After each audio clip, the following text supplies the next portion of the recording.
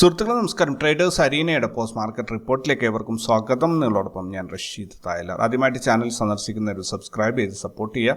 വീഡിയോയുടെ ഡിസ്ക്രിപ്ഷനിൽ കുറേ ലിങ്കുകൾ കൊടുത്തിട്ട് താല്പര്യമുള്ളവർ അതിൽ ജോയിൻ ചെയ്യുക. അതുപോലെ നിങ്ങൾക്ക് ഉള്ള അഭിപ്രായങ്ങൾ, നിർദ്ദേശങ്ങൾ, കമൻറ്റുകൾ എന്തോ ആകട്ടെ അത് ഈ വീഡിയോയുടെ താഴെ രേഖപ്പെടുത്താൻ ശ്രദ്ധിക്കുക. അതുപോലെ വയനാട് ദുരന്തത്തിൽ ഓർമ്മകളോടുകൂടി തന്നെ നമുക്ക് ഇന്നത്തെ വീഡിയോ ആരംഭിക്കാം. ഏകദേശം 225ഓളം ആൾക്കാർ മരിച്ചു എന്നൊക്കെയാണ് ഇപ്പോൾ അവസാനമായിട്ട് വരുന്ന വാർത്തകൾ. വളരെ ഖേദകരമായ ഒരു സംഭവമാണ്. കാരണം അച്ഛനും അമ്മയും നഷ്ടപ്പെട്ട മക്കൾ, അല്ലെങ്കിൽ മക്കൾ നഷ്ടപ്പെട്ട അമ്മ, അല്ലെങ്കിൽ അച്ഛൻ, അല്ലെങ്കിൽ ഒരാൾ ഒരു കുടുംബത്തിൽ നിന്നും ബാക്കിയാവുന്ന ഒരവസ്ഥ. 7-8 പേരുണ്ടായ കുടുംബത്തിൽ ഒരാൾ മാത്രം ബാക്കിയാവുമ്പോൾ അയാൾക്കുണ്ടാവുന്ന ആ ദുഃഖം, അതൊക്കെ സഹിക്കാനും ക്ഷമിക്കാനും ഒക്കെയുള്ള കഴിവ് അവർക്കൊക്കെ ഉണ്ടാകട്ടെ എന്ന് പ്രാർത്ഥിച്ചുകൊണ്ട് നമുക്ക് ഇന്നത്തെ ഈ ഒരു വീഡിയോയിലേക്ക് കിടക്കാം. പ്രധാനമായിട്ടും ഇന്ന് രാവിലെ ഞാനൊരു ഇൻവെസ്റ്റ്മെൻറ്റ് ഓപ്പർച്യൂണിറ്റിയുടെ അല്ലെങ്കിൽ പ്രൈവറ്റ് ലിമിറ്റഡ് കമ്പനികൾ ഫോം ചെയ്യുന്നതിനെ കുറിച്ച് പറഞ്ഞിരുന്നു. ഒത്തിരി പേര് അതിനെക്കുറിച്ച് ചോദിച്ചുകൊണ്ടിരിക്കുന്നുണ്ട്. എന്തായാലും നിങ്ങൾക്ക് അങ്ങനെ എന്തെങ്കിലും കൂടുതൽ ഡീറ്റെയിൽസ് അറിയണം എന്നുണ്ടെങ്കിൽ നിങ്ങൾ എൻ്റെ 7909140135 എന്ന നമ്പറിൽ കോൺടാക്റ്റ് ചെയ്യുക. എങ്ങനെയാണ് കമ്പനി ഫോർമേഷൻ നടത്തേണ്ടത്, അല്ലെങ്കിൽ ഒരു ബോർഡ് ഓഫ് ഡയറക്ടറായിട്ട് എങ്ങനെയാണ് ഒരു കമ്പനിയിൽ ഷെയർ ഹോൾഡിംഗ് നടത്തുക, അങ്ങനെയൊക്കെയുള്ള കാര്യങ്ങൾ കൃത്യമായിട്ട് ഞാൻ പറഞ്ഞു തരാം. അല്ലാതെ ഈ വീഡിയോയിൽ കണ്ടിന്യൂസ്ലി ആ ഒരു ടോപ്പിക്ക് പറഞ്ഞുകൊണ്ടിരിക്കുന്നില്ല.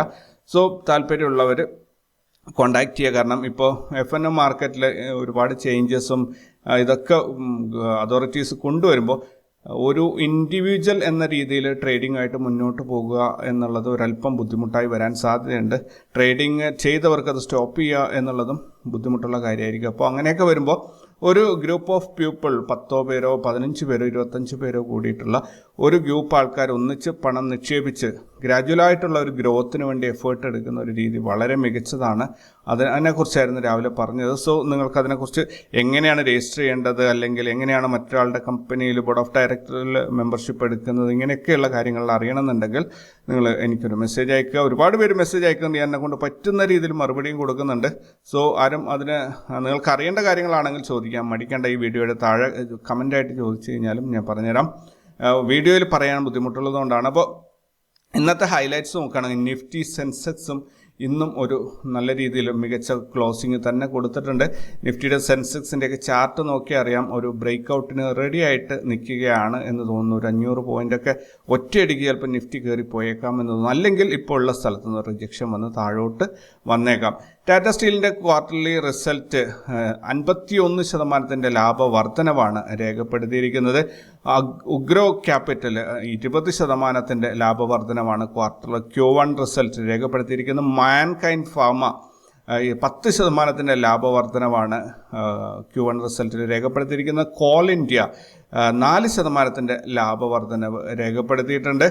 ബാങ്ക് ഓഫ് ബറോഡ 9.5% ലാഭവർദ്ധനമാണ് ഈ ക്വാർട്ടറിൽ രേഖപ്പെടുത്തിയിരിക്കുന്നത്. ടീം ലീസിൻ്റെ ക്വാർട്ടർലി റിസൾട്ട് വന്നിട്ടുണ്ട്. 25% ലാഭത്തിൽ കുറവാണ് രേഖപ്പെടുത്തിയിരിക്കുന്നത്. അത് ലാഭം ഇടിഞ്ഞ് താഴോട്ടാണ് പോയിട്ടുള്ളത്.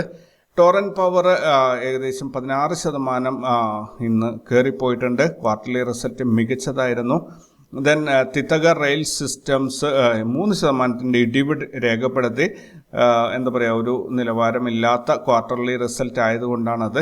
ഗെയിൽ ഇന്ത്യ ഷെയർസ് ഇന്ന് 3% കയറിപ്പോയി. മികച്ച ഒരു ക്വാർട്ടർലി റിസൾട്ടിനോടനുബന്ധിച്ചാണ് അത് സംഭവിച്ചത്. മാരുതി സുസുക്കിയുടെ പ്രോഫിറ്റ് 47% വർധനമാണ് രേഖപ്പെടുത്തിയിരിക്കുന്നത്. ദെൻ അദാനി പവർ 55% ഇടിവാണ്, ലാഭത്തിൽ 55% ഇടിവാണ് രേഖപ്പെടുത്തിയിരിക്കുന്നത്. ലാഭത്തിൽ 55% ഇടിവ് എന്ന് പറയുമ്പോൾ ഒരിക്കലും അതൊരു നഷ്ടമാണ് എന്ന് കരുതരുത്. അത് റഫർ ചെയ്യുന്ന ആ ഡാറ്റ ഒന്നുകിൽ കഴിഞ്ഞ ക്വാർട്ടർ ആയിരിക്കാം, അല്ലെങ്കിൽ പ്രീവിയസ് ഇതേ ഇയറിലെ ഡാറ്റ ആയിരിക്കാം. അന്ന് 100 രൂപ കിട്ടിയിട്ടുണ്ടെങ്കിൽ ഇപ്രാവശ്യം 45 രൂപ മാത്രമേ ഉള്ളൂ. അപ്പോൾ 55% ഇടിവുണ്ട് എന്ന രീതിയിലാണ് ഇത് പറയുന്നത്. ദെൻ നമുക്ക് ഗ്ലോബൽ മാർക്കറ്റിലേക്ക് പോവുകയാണെങ്കിൽ US മാർക്കറ്റ് ക്ലിയർലി ഗ്രീനിലാണ് പോകുന്നത്. യൂറോപ്യൻ മാർക്കറ്റും ഗ്രീനിലാണ്. ഗിഫ്റ്റ് നിഫ്റ്റി ഇപ്പോൾ 5 പോയിന്റ് ഗ്രീനിലാണ്. 25.054 ട്രേഡിംഗ് നടക്കുന്നത്. നിക്കി 575 പോയിന്റ് ഗ്രീനിലാണ്. അതേപോലെ ഹാങ്സെങ് 341 പോയിന്റ് ഗ്രീനിലാണ്. എല്ലാവരും ഗ്രീനിലാണ് പോയിക്കൊണ്ടിരിക്കുന്നത്. ഇനി ഇന്ത്യൻ മാർക്കറ്റിലേക്ക് വരികയാണെങ്കിൽ നിഫ്റ്റി ഇന്ന് 29 പോയിന്റ് ഗ്യാപ്പ് അപ്പ് ഓപ്പണിംഗ് ആയിരുന്നു. 128 പോയിന്റിന് അഥവാ 0.51% ഇൻട്രാഡേ മൂവ്മെന്റ് ആണ് ഇന്ന് കിട്ടിയത്. ഇന്ന് ഓപ്പണായി 24,887 നിന്നും 64 പോയിന്റ് ലാഭത്തിൽ 24,951 മാർക്കറ്റ് ക്ലോസ് ചെയ്തിരിക്കുന്നത്.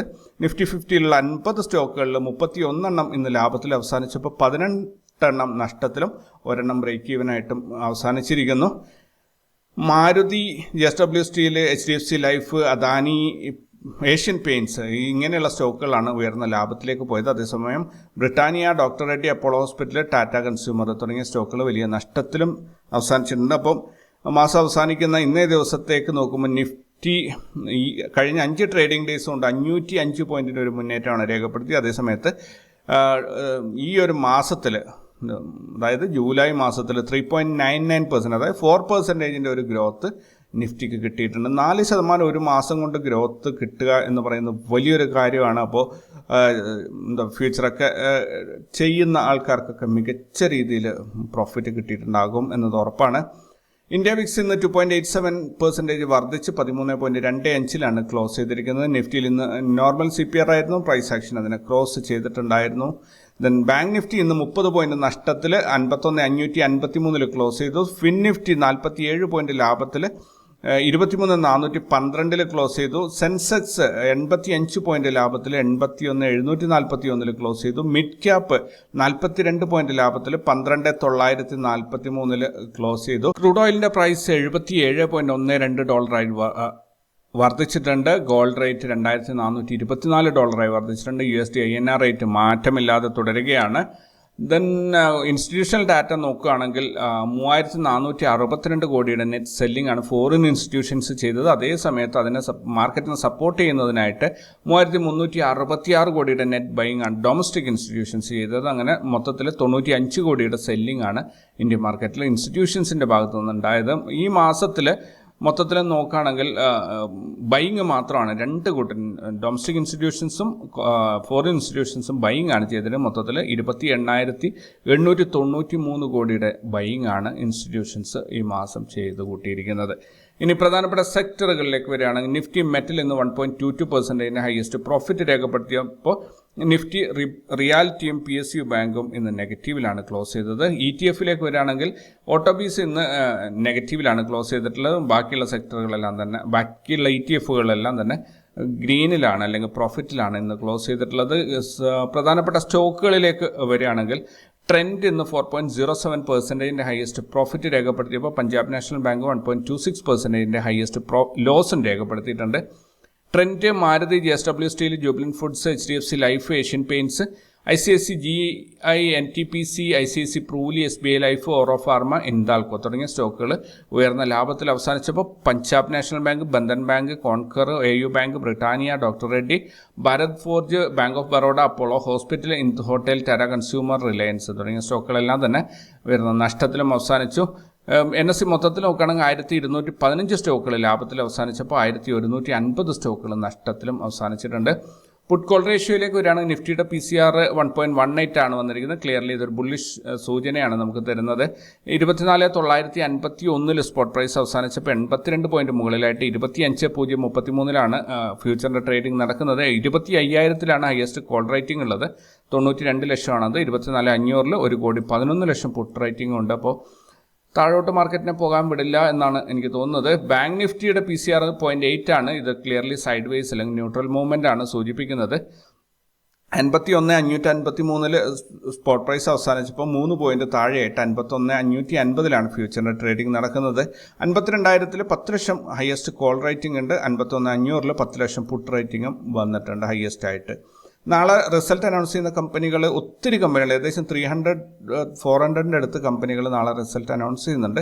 അതിൽ നിന്ന് ഏതാനും കമ്പനികൾ ഞാൻ വായിക്കാം. Sun Pharma, Tube Investments, Tata Motors, Welspun Enterprises, Zomato, Sundaram Finance, Vaibhav Global, Somany Ceramics, TV Today Network, Arvind Fashions, Clean Science and Technology. ഇനി നാളെ വരാനുള്ള ഈവൻറ്റ്സ് നോക്കുകയാണെങ്കിൽ USA Fed conference, then Brazil interest rate decision, Australia core logic dwelling prices month on month, Japan Jibun Bank manufacturing PMI, Australia balance of trade, China Caixin manufacturing PMI. ഇന്ന് Bank നിഫ്റ്റിയുടെ expiry ആയിരുന്നു. അപ്പോൾ നമ്മൾ ഒരുപാട് പ്രതീക്ഷിച്ചെങ്കിലും അതിനനുസരിച്ച് ഒന്നും തന്നെ മാർക്കറ്റിൽ കിട്ടിയില്ല എന്നുള്ളതാണ്. നോ ട്രേഡ് സോണിൽ മാർക്കറ്റ് ചുറ്റിക്കളിച്ചിട്ട് കുറച്ച് സ്റ്റോപ്പ് ലോസ് അടുപ്പിച്ച് ഒരു 7,000 രൂപയോളം നഷ്ടം വരുത്തിച്ചു അങ്ങ് അവസാനിച്ചു എന്ന് വേണം പറയാൻ വേണ്ടിയിട്ട്. വലിയൊരു സംഭവങ്ങളൊന്നും ഇല്ലാത്ത, പ്രത്യേകിച്ചൊരു മൂവ്മെൻറ്റും കൊടുക്കാത്ത ഒരു മാർക്കറ്റായിപ്പോയി ഇന്നത്തത് എന്ന് മാത്രമേ എനിക്ക് പറയാനുള്ളൂ. മറ്റ് ഇൻഡെക്സുകളിലേക്ക് വരികയാണെങ്കിൽ നിഫ്റ്റിയുടെ ഞാൻ ഓൾറെഡി നേരത്തെ സെഷനിൽ പറഞ്ഞിട്ടുണ്ടായിരുന്നു. നിഫ്റ്റി ഒരു ബ്രേക്ക് ഔട്ടിന് വേണ്ടിയിട്ട് കറക്റ്റായിട്ട് നമ്മുടെ R1 വന്നിങ്ങനെ നിൽക്കുന്നുണ്ട്.